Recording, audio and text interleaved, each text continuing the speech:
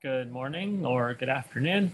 We're going to do operations with fractions today. So how to add and subtract fractions, how to multiply and divide fractions, just a quick review and reminder of how to do this. So when adding or subtracting fractions, you're looking at fractions as a piece of a whole. So say we have 1/4 plus 2/5, for example. Well, 1/4 is like a wedge, and it's got a certain size like that. And the 1 in the numerator tells me how many I have, and the 4 in the denominator tells me the size of that wedge. 2/5, on the other hand, is going to be a wedge like that, and then a second wedge like that. Each of these two wedges is not the same size as this wedge over here. So I can't just say I have 3 wedges, because it would be like 3 wedges of what size? Well, they're different sizes. And we've learned many times that you can't add unlike things together. You can't add like 1x with 2y, for example. So we have to do something to get these wedges to be kind of equivalent. And so the thing that we do to do adding and subtracting of fractions is called common denominators. And by getting a common denominator, we're turning two things which are not like terms into like terms so that we can add them together. In the same way that, if I had x plus 2y, I could not do that.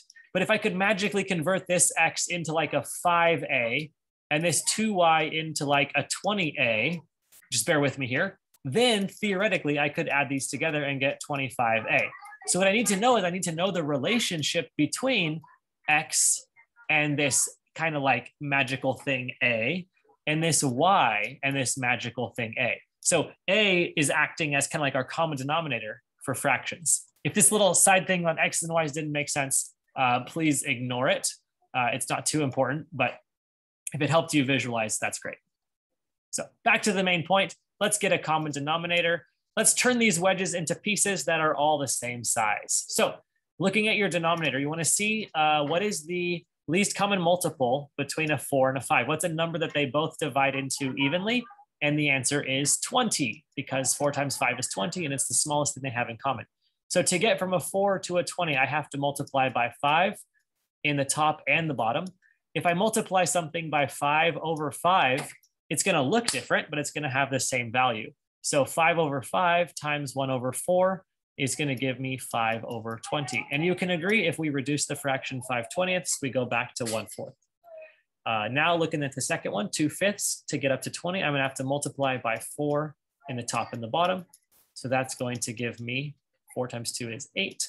And then, of course, 5 times 4 is 20. So I have morphed this 1/4 into a 5/20. It has the same value, but now it's written as 5/20. And I've morphed the 2/5 into 8/20. These two, I want to be crystal clear, have the exact same value as my original two pieces that I was adding together. I've just written them so that they are like terms. They have the same denominator. The pieces are the same size. So I can simply add them together. I have 5 pieces here and 8 pieces here. So I have 13 pieces, each of which is a size 1/20. So when you end up adding and subtracting, the denominator stays the same. It's kind of like your variable. It's kind of like your like terms. It's like what these objects are that you're adding together. And we had 5 of them here and 8 of them here. So if I didn't overdo that, too much zest and enthusiasm for you. But that's the gist between adding and subtracting fractions. Step 1, get a common denominator. Step 2, convert your fractions into that denominator. And step 3, add them together. Or in another case, maybe subtract them. So let's do one more example, and then we'll move on to multiply and divide. So some random numbers here, 4/7 minus, I don't know, 10. Let's see, I guess 15, so that's fine. So when you're looking for that common denominator, one way to do it is to just multiply the two denominators together. That's possible. It's not always the lowest common denominator, but it is a common denominator. But in this case, there's no common factor between a 7 and a 15. So we're just going to multiply by 7 in the top and the bottom here. And we're going to multiply by 15 in the top and the bottom here. So this one becomes 60 over 15 times 7. I'll just remind you a trick or a shortcut. Break the 15 into a 10 and a 5. So 10 times 7 is 70. 5 times 7 is 35. 70 plus 35 is 105. It's a nice trick. 10 times 7 is 70. And 15 times 7 is the same as we had before, so 105. And now, cool, we can subtract these. And we get 10 over 105. And that will reduce those are both divisible by 5. So we can do a 2 over 21. And you might look, I'm looking a little hesitant here because I'm like, that's kind of weird. If the two denominators didn't have any common factors, then why was it reducible? Huh, that's a chin scratcher. So let's look back and see, did I miss something? And the answer is, yes, I did. Yes, I did. So I'm gonna give you guys like 10 seconds or pause the video. What did Morgan miss in this problem? Okay, unpause or whatever. So 10 over 15, if I would have been more observant, more alert, paying attention to my numbers, I would have noticed that 10 over 15 can reduce. Oh my gosh, it reduces to just 2/3. So I then could have used a common denominator instead of a 10 and a 15 or 7 and a 15 to get a denominator of a 105. I could have used a 7 and a 3 to get a denominator of a 21. And I do want to emphasize something. I didn't make a mathematical mistake. My answer is correct. But by not noticing something I could do in the beginning of the problem to simplify it, I had to do a little bit more work. So, you know, to emphasize for students and for myself alike, there's a big difference between making a mistake, doing something that is mathematically incorrect or wrong, and taking a path which is not the most efficient or fastest path there. There's a lot of value in exploring math and seeing the connections between everything. When it comes time for a quiz or a test, like obviously you want to practice and try to improve and be able to do them the quickest way possible. But when you're first learning something, you know, explore, try different ways, see what works, what makes sense. The more different ways you can solve the same problem, the better you're going to understand it. And the more success you're going to have with that kind of problem later. So when I do things like this, you can call it a mistake or not a mistake, but it doesn't bother me in the slightest. In fact, I'm kind of happy because it's something that I could learn from, and it's something I can tie a connection into two different pieces and see how they fit together. So hopefully you see this in a similar way. Let's jump over and do multiplication and division. Clear the screen here. All right, multiplication of fractions. It's really nice. If you have a fraction A over B, and you have a fraction C over D, you don't have to do anything fancy. You just multiply A times C right across the top, and you multiply B times D right across the bottom with whatever numbers you had. Let's do an easy example. 3/4 times 7/8.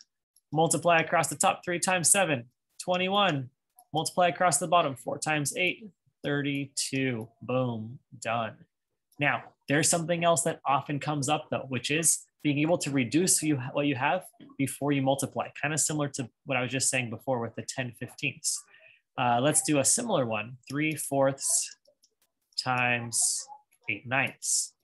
Now, you could multiply straight across the top. And if you do that, you're gonna get 24 over 9 times 4, 36.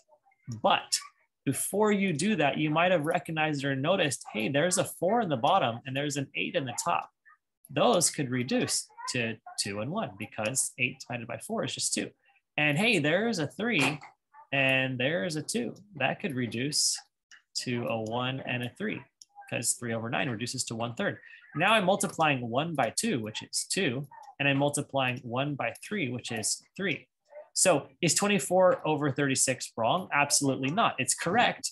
But when you get to that answer, if you haven't done the reducing ahead of time, you now have to look at this kind of large fraction and try to reduce it. And you should be able to reduce it down to whatever is here. So the advice is before you multiply stuff together and create these giant numbers, take a look, see if anything in the numerators, either numerator can cancel or reduce with anything in either denominator. Remember that division and multiplication happen at the same time for PEMDAS.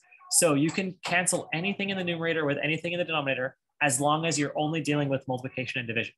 If you have adding or subtracting anywhere in there, you can't do that. But as long as it's only multiply and divide, you can mix and match and reduce as much as you want. So all that was multiplication. Division adds one special thing. So A over B divided by C over D. You are going to multiply by the reciprocal. So we're going to take this second piece and we're going to flip it. So we're going to have A over B times D over C. And then once you do this, you just do the same as normal with multiplication, like we just did before. So A times D over B times C. And of course, if you can reduce anything ahead of time, go ahead and reduce it ahead of time. So say we have 3/8 divided by 10, I don't know, 21sts. There we go. So what we're going to do is we're going to write 3/8. We're going to change this to multiplication, from division to multiplication. And then we're going to flip over the 1021 into 21 over 10. Okay, then we see if anything can cancel. A 3 or a 21, none of those have any factors that are in common with an 8 or a 10. Bummer. So we just have to do it. 3 times 21, 63. 8 times 10, 88. So the final answer, 3/8 divided by 10 21st is 63/80. I have one last thing. Sorry if this is getting to be a long video. I have one last thing important to say about division. When you are doing division, what you're asking the question is, let's do an easy one. 8 divided by 4 equals 2. What you're doing is you're asking, how many times does this second number fit into this first number? So you can fit the value 4 into the value 8 2 times. So even if you have fractions or decimals or really disgusting numbers, you want to keep this in your mind. How many times does 10 21sts fit into 3/8? If the second number is bigger than the first number, it's not even going to fit in one time. So you expect to get an answer that's less than 1. So in our case, 10 21st is almost exactly 1/2. And that's a little bit bigger than 3/8. So it should fit in a little bit less than once. And of course, 63/80 is indeed a little bit less than 1. So kind of check common sense when you're doing these division problems. If you make a mistake or you forget to flip it over or you do something weird, a lot of times you'll be able to look at the answers and say, hey, wait a minute, like that's not even close to what I expect. And I know it can't be right. So with that in mind, when you're doing any kind of multiplying or dividing or adding or subtracting, check those common denominators, check those reducing of values before you multiply or divide, and good luck. Thanks.